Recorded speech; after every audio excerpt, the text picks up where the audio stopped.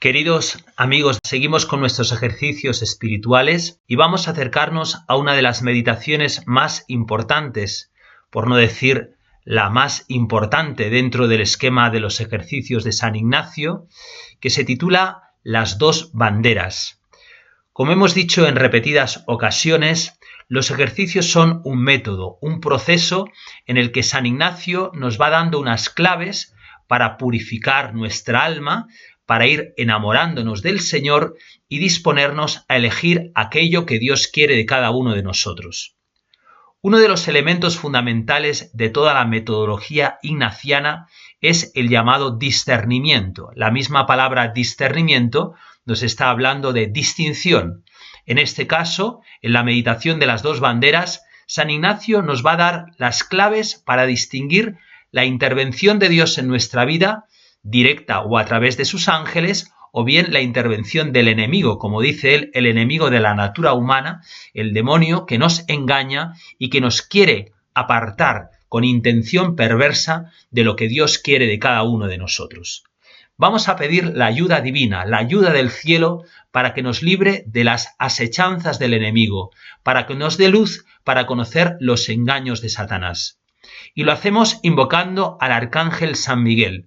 Él nos defiende del poder del enemigo porque Él es el que venció a Satanás, aquel que pronunció en el cielo, ¿quién como Dios?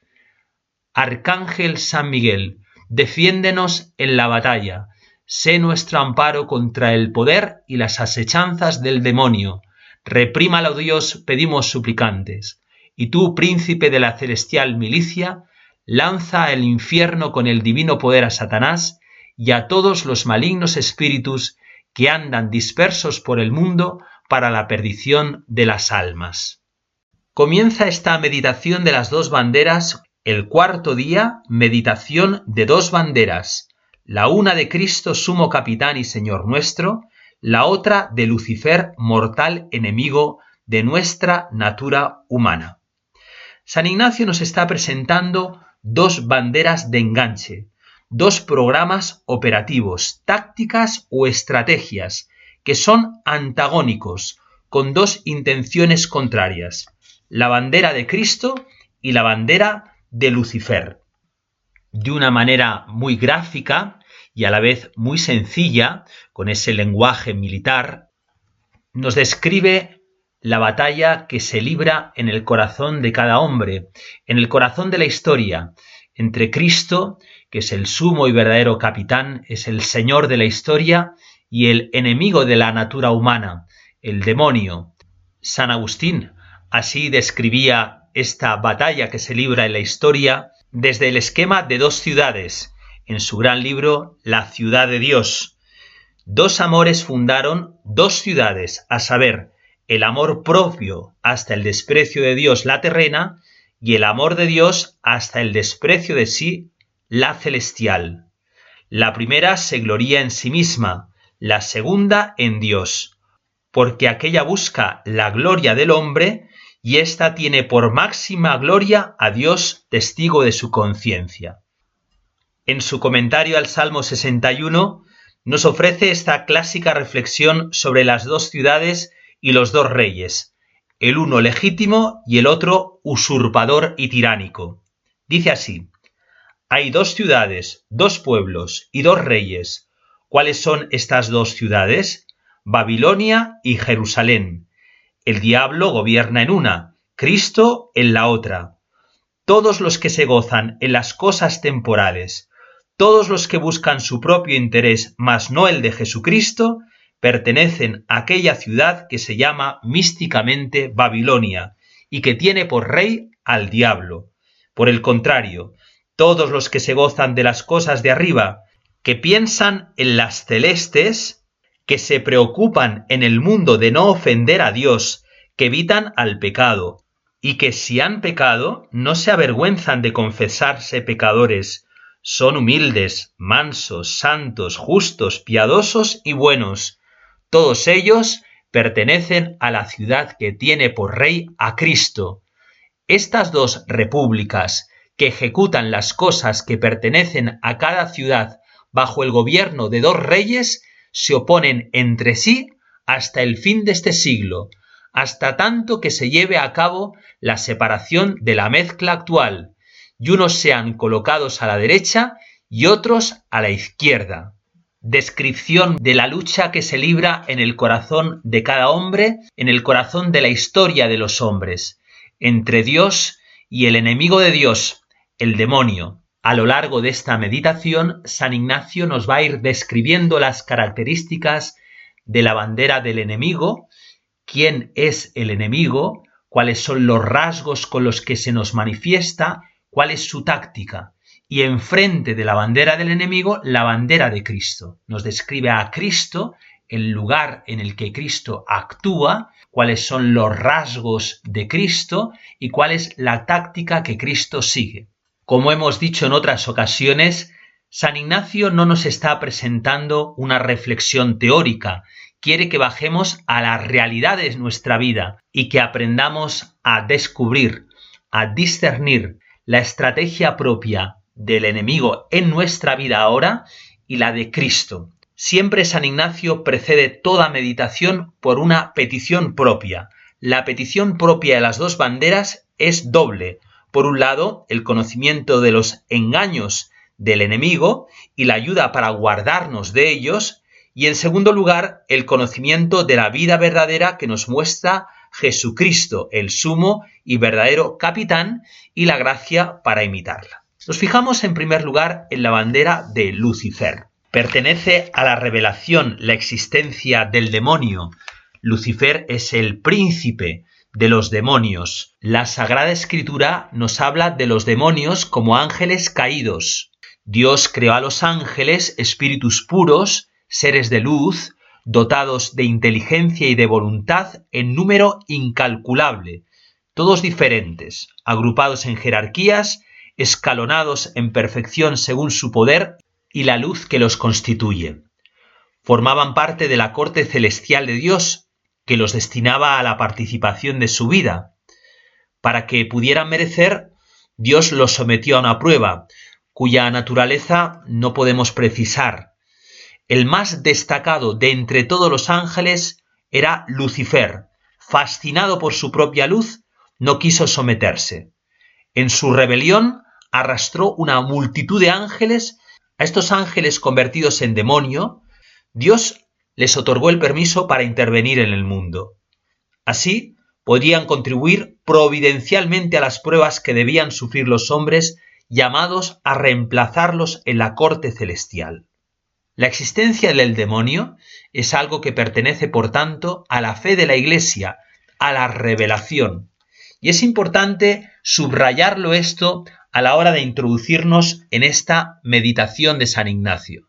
A veces hemos podido escuchar que el demonio es como una especie de apariencia del mal, una deficiencia. El magisterio de la Iglesia nos habla con rotundidad.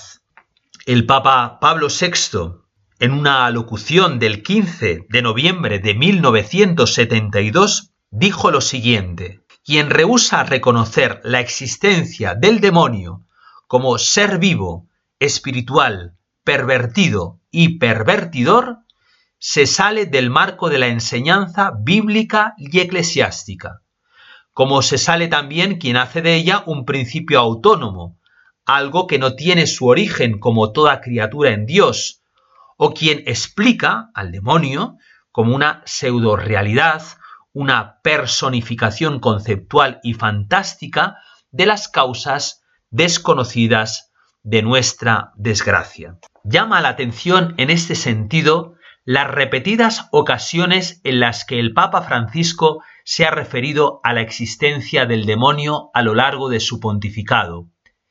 El 30 de octubre de 2014, desde la capilla de la Casa Santa Marta donde reside, el Santo Padre dijo en su homilía que a esta generación y a muchas otras se les ha hecho creer que el diablo era un mito, una figura, una idea, la idea del mal. El Santo Padre recordó que, como nos enseña San Pablo y el Evangelio, el diablo existe y nosotros debemos combatir contra él. El mortal enemigo de los hombres, el mal caudillo de todos los enemigos de los hombres, el demonio, en la descripción ignaciana, aparece en un gran campo de Babilonia. Babilonia es la ciudad de la confusión, de la mentira, y en una especie de grande cátedra de fuego y humo en figura horrible y espantosa. Una cátedra. La cátedra es el lugar desde donde se enseña. Esta cátedra es de fuego y humo. Con esto nos quiere decir que la enseñanza, las tentaciones del enemigo se nos van a presentar, por un lado, atractivas, el fuego a nuestros sentidos, y por otro lado, son confusas. San Ignacio, en las reglas que llama de discreción de espíritus, da unas reglas para la primera semana de ejercicios y otras para la segunda semana. Concretamente, la primera regla de la segunda semana nos dice que el enemigo actúa trayendo razones aparentes, sutilezas y asiduas falacias. Es este fuego y humo. Vamos a detenernos un poco sobre este modo de actuar que tiene el demonio en nuestra vida. En primer lugar, razones aparentes. Son las razones destituidas de todo fundamento. Dependen casi totalmente de nuestra imaginación y desaparecen cuando las enfrentamos a la realidad. Así, por ejemplo, si nos empezamos a asustar de lo que Dios nos puede pedir, llevados por la imaginación, fantaseando sobre las increíbles e insuperables dificultades de lo que Dios podría pedirme que deje y abandone para cambiar de vida, o sobre las dificultades del nuevo género de vida que quiere que siga, las enormes dificultades para vivir cristianamente en el medio ambiente que me es propio, contracorriente del mundo, de mi familia, el no sé si podré, conociéndome como me conozco, y en todas estas tentaciones de futuro, sea sobre algo que todavía no existe, que no sé si existirá, pero que haciendo caso a las tentaciones desde ya, me comienzo a achicar. Razones aparentes. Sutilezas. Son razones sutiles, como hilos finísimos y traídas por los pelos. Es lo que llamamos muchas veces escrúpulos. San Ignacio ha elaborado también una serie de reglas para discernir los escrúpulos puestos por nuestro enemigo. Las sutilezas nos hacen hilar muy fino y van apocando también el alma. Por ejemplo, cuando una persona da muchas vueltas y vueltas sobre sus pecados, sobre las inseguridades de haberlos confesado bien o mal, sobre que se me haya entendido a la hora de confesarme. Hay otro tipo de sutilezas, sobre lo que creo que son comunicaciones especiales de Dios a mi alma, gracias especiales. Hay que tener cuidado, porque bajo esas sutilezas muchas veces está la cátedra de fuego y humo del enemigo. Y en tercer lugar, las falacias. La misma palabra falacia son razones envueltas en palabras a las que se les da un sentido que no hace al caso. El demonio es un gran maestro del doble sentido, así como es padre de la mentira. Por ejemplo, quien tiene un falso concepto de humildad y guiándose por él no es sincero con su director espiritual, con el confesor, porque cree que si le habla de los toques de Dios va a entenderle mal y por eso pierde la alegría y anda siempre con ese miedo. O el que dice, la caridad empieza por casa y por eso no es capaz de ir de misionero a ningún lugar lejano. También, por ejemplo, el que comprende la corrección fraterna como un acto de caridad y por eso se convierte en el gran corrector, que anda todo el día persiguiendo defectos para hacer la caridad a los demás. Sigue San Ignacio en su descripción de las características de la bandera del enemigo, de la estrategia del enemigo, diciéndonos que consideremos cómo hace un llamamiento de innumerables demonios y los esparce unos en tal ciudad, a otros en otra, y así por todo el mundo, no dejando provincias, lugares, estados, ni personas algunas en particular. Innumerables demonios. San Ignacio, en las reglas de discreción de espíritus de segunda semana, habla de los ángeles malos con cuyo consejo no podemos tomar camino para acertar. Son los demonios que actúan directamente o bien actúan a través de nuestra naturaleza herida por el pecado y por tanto inclinada al mal. De una u otra forma, el enemigo nos acecha, nos ataca directa o indirectamente a través de colaboradores. Los destinatarios son todos y cada uno de los hombres, en cualquier lugar, y en cualquier estado de vida. No hay nadie que se libre de la tentación del enemigo. Dice San Juan Crisóstomo, no es el diablo, sino la incuria propia de los hombres la que causa todas sus caídas y todos los males de los que se lamentan. El Papa Pablo VI también decía, no es que todo pecado se deba directamente a la acción diabólica. Sin embargo, es cierto que quien no vigila sobre sí mismo con cierto rigor moral, se expone al influjo del misterio de iniquidad al que se refiere San Pablo y que hace problemática la posibilidad de nuestra salvación. A continuación, San Ignacio nos habla de la estrategia del enemigo. Aquí está la clave sobre la que hay que aplicar el discernimiento personal. Considerar el discurso, el sermón que el demonio les hace a estos innumerables demonios que envía y cómo los amonesta para echar redes y cadenas. De manera que, primero, deberán tentar de codicia de riquezas como suele ser comúnmente, para que más fácilmente vengan al vano honor mundano, y después acrecida soberbia. De manera que el primer escalón sea riquezas, el segundo honor y el tercero soberbia. Y finaliza de estos tres a todos los demás vicios. Entramos más pormenorizadamente en cada una de estas tentaciones. La primera, codicia de riquezas.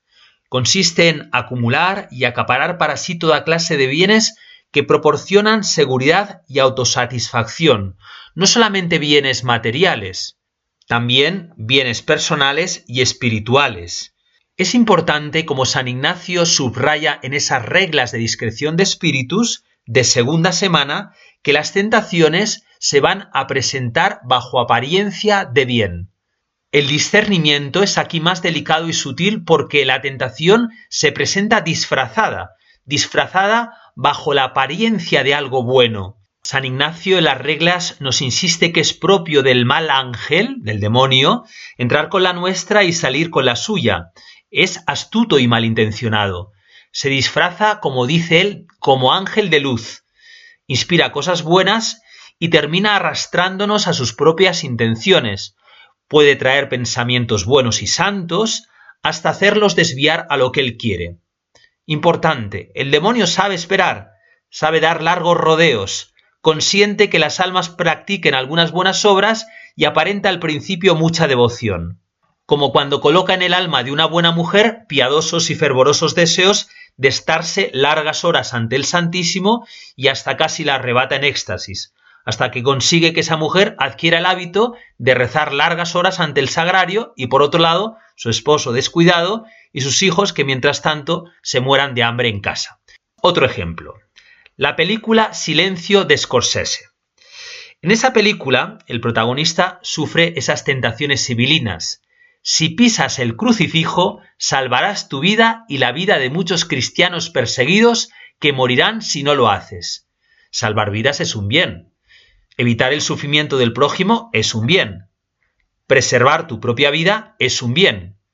El problema es que la apostasía es un pecado grave. Pues bien, el supuesto silencio de Dios ante el martirio de los cristianos japoneses se rompe al final de la película con lo que San Ignacio llamaría una moción que recibe el padre Rodríguez, justo en el momento álgido de tener que optar entre el martirio y la apostasía. En esa moción, el jesuita siente que el Señor le dice lo siguiente, y se oye una voz en off que supuestamente es la del Señor. Adelante, vamos, no pasa nada, písame, entiendo tu dolor. Yo nací en este mundo para compartir el dolor de los hombres. Cargué con esta cruz por tu dolor. Tu vida ya está conmigo. Pisa. Y el padre Rodríguez pisa y apostata. Nos preguntamos, ¿es el buen espíritu quien le habla al jesuita o el mal espíritu? ¿Puede acaso Cristo pedir a un jesuita que apostate? ¿Que pise su cruz? El fin es bueno, salvar la vida y salvar la vida de otros muchos cristianos perseguidos. Pero el precio es la apostasía. Renunciar a Cristo, dejar de predicar la verdad. Pregunta, ¿el fin justifica los medios? ¿Puede justificar Dios el pecado tremendo de la apostasía? Es importante atender a esta sutilidad del enemigo. San Ignacio nos decía que actúa echando redes y cadenas. Se va presentando como algo que nos envuelve al principio. Redes es algo sutil y cadenas. Llega un momento que ya no podemos reaccionar. Hemos quedado seducidos por el mal que se nos ha presentado bajo apariencia de bien, y el problema está que es muy difícil que abramos los ojos ante cualquier advertencia de una persona prudente que nos quiere hacer caer en la cuenta de que nos hemos equivocado. Hay que tener, por tanto, atención a todo lo estimable humanamente: la simpatía, las cualidades intelectuales, los títulos, la salud, la buena presencia, la fama, las amistades.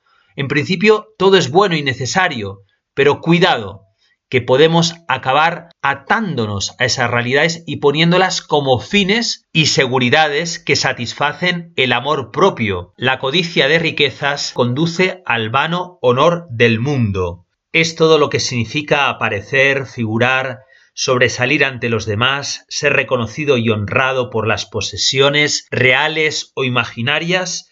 Sabemos en la experiencia de la vida que las riquezas siempre van acompañadas de búsqueda de honores, o mejor dicho, para tener honores tenemos muchas veces riquezas. Escribe Santa Teresa sabiamente sobre esto: tengo para mí que honras y dineros casi siempre andan juntos, y quien quiere honras no aborrece dineros, y que quien los aborrece, que se le da poco de honra. Entiéndase bien esto, que me parece que esto de honra trae consigo algún interés de rentas u dineros, porque por maravilla hay honrado en el mundo si es pobre. Antes, aunque lo sea en sí, le tienen en poco. Y de ahí a la crecida soberbia. La soberbia es el amor desordenado a la propia excelencia. Hay grados de soberbia. Hay personas que a veces se confiesan de soberbia y hay que educarles y decirles que la soberbia máxima es odiar a Dios. Pero sí que es cierto que la soberbia puede ir creciendo hasta llegar a ese punto. Una de las manifestaciones de esa soberbia es ser insumisos a la autoridad, el apego al juicio propio, que es el hijo predilecto del amor propio, la cabezonería, el dar nuestra opinión, el buscar ser dispensados de obligaciones comunes. El padre Calveras, un experto en los ejercicios de San Ignacio, hablaba sobre esta soberbia espiritual de esta manera tan fina, tan sutil. El engreimiento de sí mismo, la secreta soberbia, se alimenta de la misma paz de la conciencia y de los favores recibidos de Dios. Nos vamos creyendo seguros, espirituales, suficientes, y nos sustraemos a las observancias menudas, a la dirección espiritual y a la obediencia. Solo las caídas pueden abrirnos los ojos. El conocimiento de nuestra impotencia se oscurece cuando no palpamos sus efectos. Las luces, consolaciones, se confunden con el propio aprovechamiento espiritual. El vivir lejos de pecado mortal y con una vida ordenada de piedad nos lleva a creernos arraigados establemente en la gracia. No necesitados ya de tanta vigilancia como al principio, el éxito en nuestras empresas nos conduce a tenernos por entendidos, a hacer nuestro caso de nuestro parecer, a creer que no necesitamos consultar ni ser enseñados, etc. Consideramos como propio y no debido a Dios lo bueno que tenemos, con lo que nos creemos con derechos sobre los demás, exigimos atenciones y que hagan caso de nuestro parecer. Todo esto nos hace pedir luz al Señor para no ser engañados, porque de la soberbia, dice San Ignacio, se lleva a los demás vicios. Por eso decía un santo padre: un carro de virtudes llevado por la soberbia lleva al infierno, un carro de defectos llevado por la humildad lleva al cielo. Se trata de que hagamos examen de cómo muchas veces el enemigo nos tienta para ponernos bajo su bandera. ¿Cómo me vienen a mí esas tentaciones de codicia? ¿En qué soy codicioso? ¿Dónde está para mí ese vano honor mundano? He caído a veces como consecuencia de esta codicia, de este vano honor mundano, en una cierta soberbia que me lleva a mirar por encima a los demás, que me hace duro en mis juicios y difícil para aceptar consejos y correcciones? Después de haber considerado las características de la bandera del enemigo, vamos ahora con San Ignacio a acercarnos a la bandera de Cristo. Como decíamos al comenzar la meditación, San Ignacio se dirige a nosotros en un lenguaje militar. Este lenguaje es un lenguaje gráfico, es un lenguaje metodológico, pero tenemos que ir al corazón, al alma de este mensaje. Se nos está hablando del camino de Cristo, del camino, por el contrario, que nos ofrece el enemigo. Son las tentaciones del enemigo y las mociones, acciones de Dios y de sus ángeles en nuestra alma para podernos conducir por el camino del Evangelio, por el camino del cielo. San Ignacio nos hace una descripción minuciosa de las características de una y de otra bandera para que procedamos al discernimiento, a la distinción en nuestra vida de aquello que viene de Dios, de Cristo, y aquello que viene del diablo, del enemigo, para que podamos elegir bien. Siempre la perspectiva de los ejercicios son la elección, y no olvidemos que lo que condiciona las elecciones son nuestras afecciones desordenadas, las inclinaciones de nuestra voluntad que muchas veces están condicionadas por los criterios que tenemos. Aquí San Ignacio, en la meditación de las dos banderas, nos está hablando especialmente de los criterios. Si nos ponemos en verdad en la oración, caeremos en la cuenta que muchas veces esos criterios están deformados, están influidos por la mentalidad del mundo. Nos dejamos influir por esa mentalidad que nos presenta como bueno lo que nos aparta de Cristo y como malo aquello que nos conduce a Cristo. Tenemos criterios que son muchas veces mundanos. Por eso San Ignacio va al Evangelio y quiere que contrastemos los criterios evangélicos con los criterios personales que tenemos cada uno, para que purificados y ordenados podamos elegir bien. Siguiendo a San Ignacio, nos acercamos ahora a la bandera de Cristo. En primer lugar, San Ignacio nos dice que Cristo nuestro Señor está en un gran campo de aquella región de Jerusalén, en un lugar humilde, hermoso y gracioso. Es importante el contraste entre la descripción que se nos hacía del enemigo, de Lucifer, y del lugar en el que se encontraba. Recordemos una cátedra de fuego y humo, con figura horrible y espantosa. Cristo nuestro Señor está en la región de Jerusalén, en un lugar humilde, hermoso y gracioso. Hemos de ponernos ante Cristo tal como se nos presenta en el Evangelio. Jesús es el buen pastor que conoce a sus ovejas, que da la vida por sus ovejas. Jesucristo es aquel que se describe a sí mismo como manso y humilde de corazón. Por eso lo hemos de contemplar en el monte de las bienaventuranzas, rodeado de los pobres, de los pequeños, de los humildes, a los que atrae con su bondad, con su misericordia, con su palabra verdadera.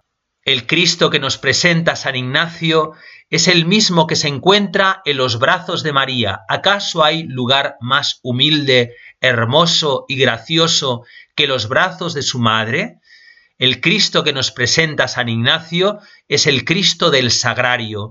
¿Acaso mayor humildad de la de un Dios que se esconde bajo la apariencia del pan en el silencio de un sagrario? El Cristo que nos presenta San Ignacio es el Cristo de corazón abierto en la cruz. ¿Acaso hay mayor humildad que la de nuestro Señor abriendo sus brazos y su corazón de par en par para que podamos entrar en el misterio de su amor y de su redención? Hagamos unos instantes de silencio para contemplarlo y entrar en las consideraciones siguientes que nos ofrece San Ignacio.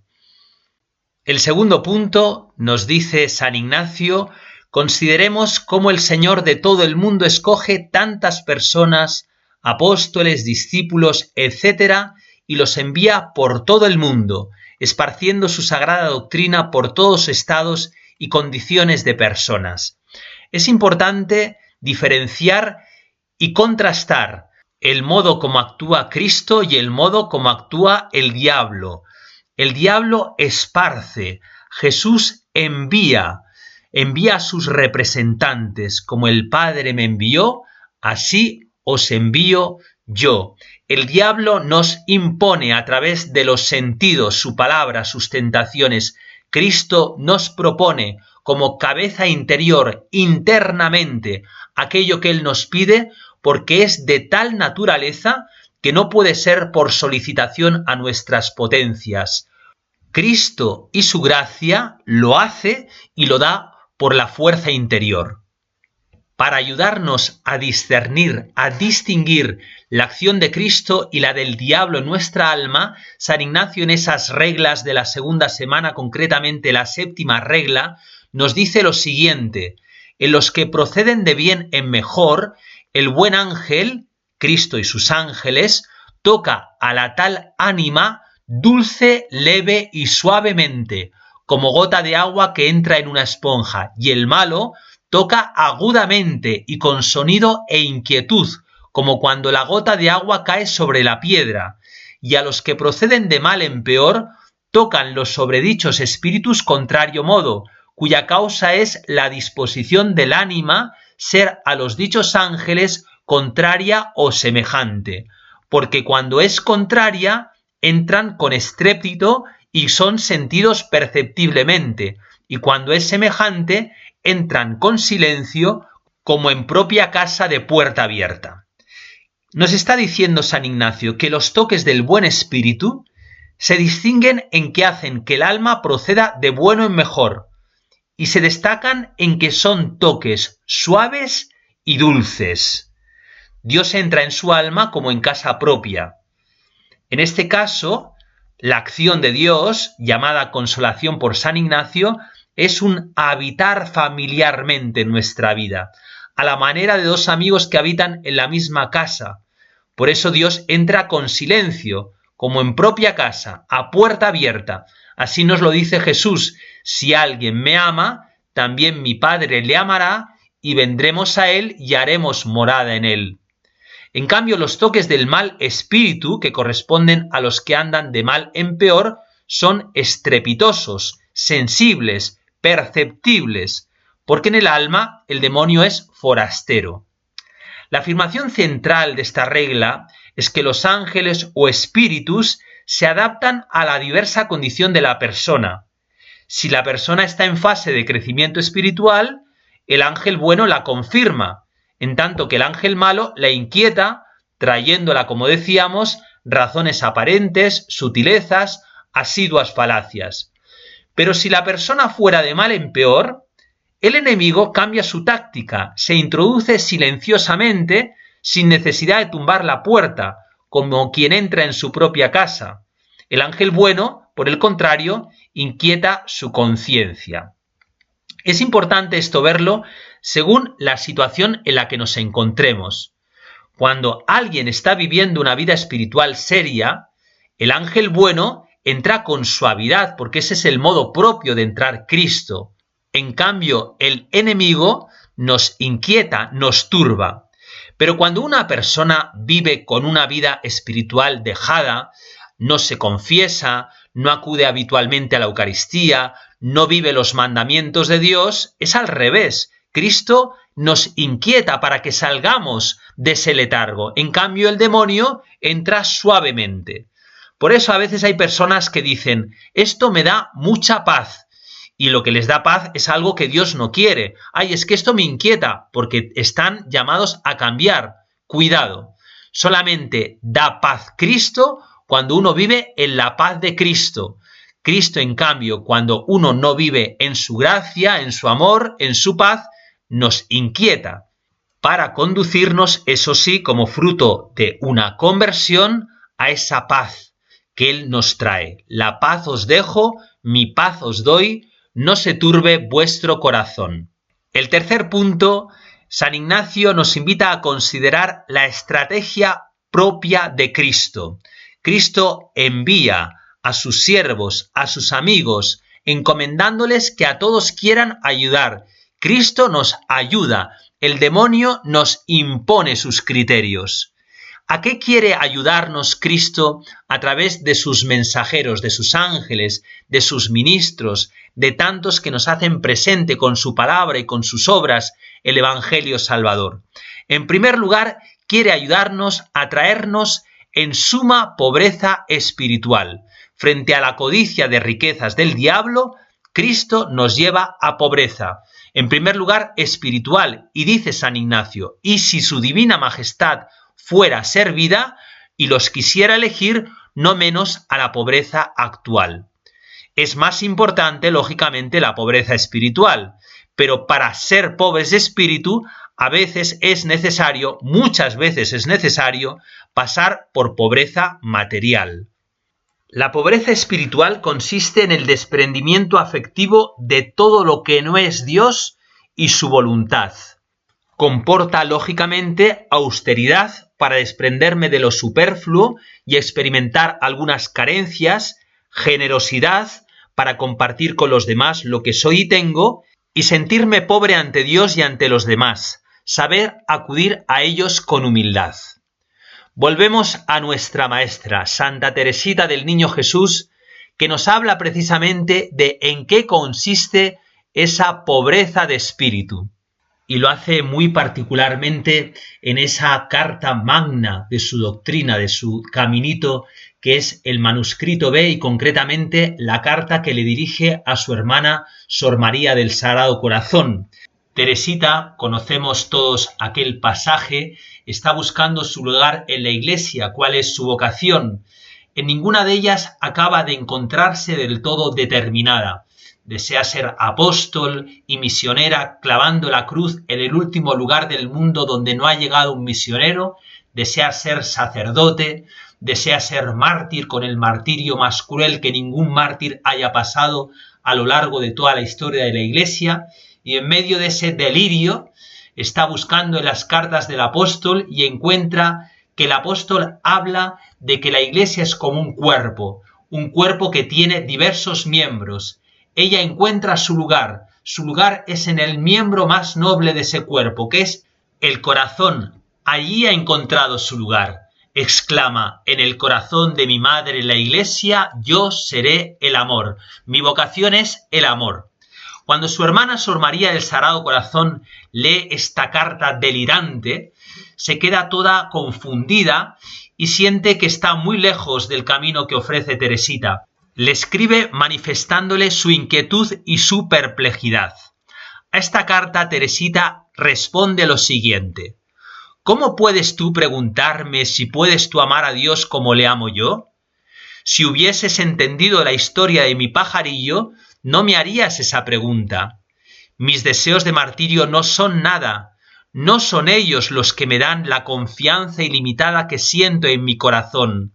A decir verdad, son las riquezas espirituales las que hacen injusto al hombre cuando se apoya en ellas con complacencia, creyendo que son algo grande. Esos deseos son un consuelo que Jesús concede a veces a las almas débiles como la mía, pero cuando no da este consuelo es una gracia privilegiada.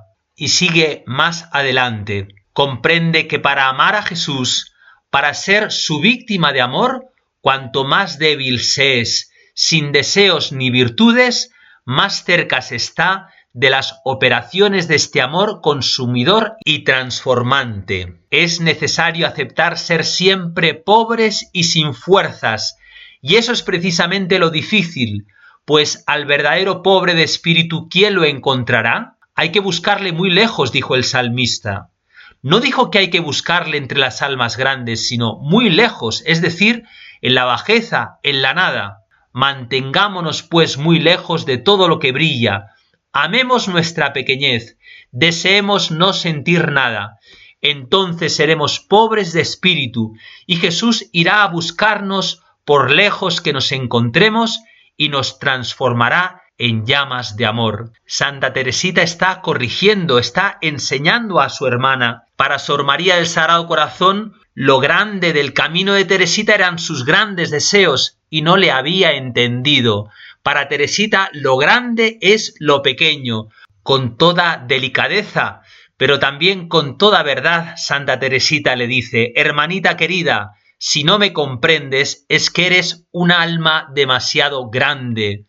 Anteriormente había concluido: lo que le agrada a Dios en mi pequeña alma es que ame mi pequeñez y mi pobreza y la confianza que tengo en su misericordia.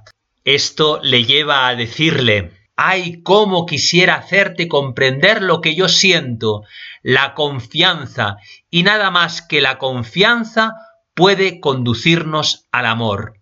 En esto consiste la pobreza espiritual de la que nos habla San Ignacio, en amar nuestra pequeñez y, como consecuencia de ese amor a nuestra pobreza, confiar absolutamente en Dios. Pidámosle al Señor y a Teresita el don de la pobreza de espíritu.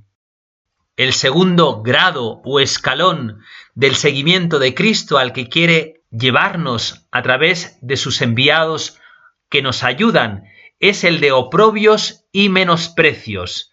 Menosprecios que significa no ser considerados, no ser tenidos en cuenta, ser tenidos positivamente en menos.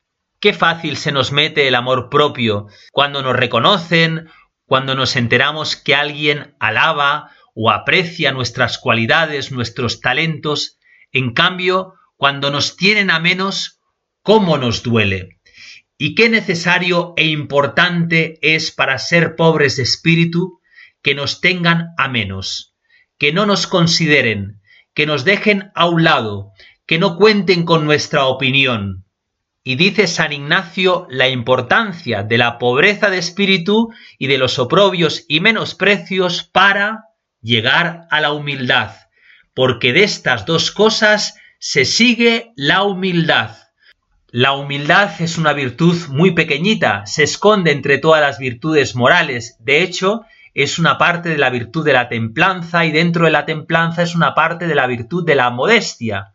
Siendo tan pequeñita, si no tenemos esa virtud, no solamente no adquiriremos ninguna virtud moral, sino que no recibiremos las virtudes teologales, las virtudes infusas. No se puede creer, no se puede esperar, no se puede amar a Dios y a los hermanos si no somos humildes.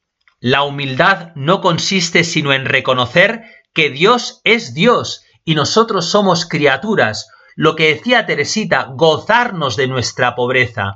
Eso no tiene que ver nada con la pusilanimidad, que es falta de ánimo. El humilde es alguien que es magnánimo, que tiene un ánimo grande porque su corazón lo ha puesto en Dios, que es el verdaderamente grande, que es el que nos hace esperar contra toda esperanza, en medio de nuestra pobreza, nuestra pequeñez y todas las dificultades que nos podamos encontrar a lo largo de la vida y en el momento en el que nos ha tocado vivir.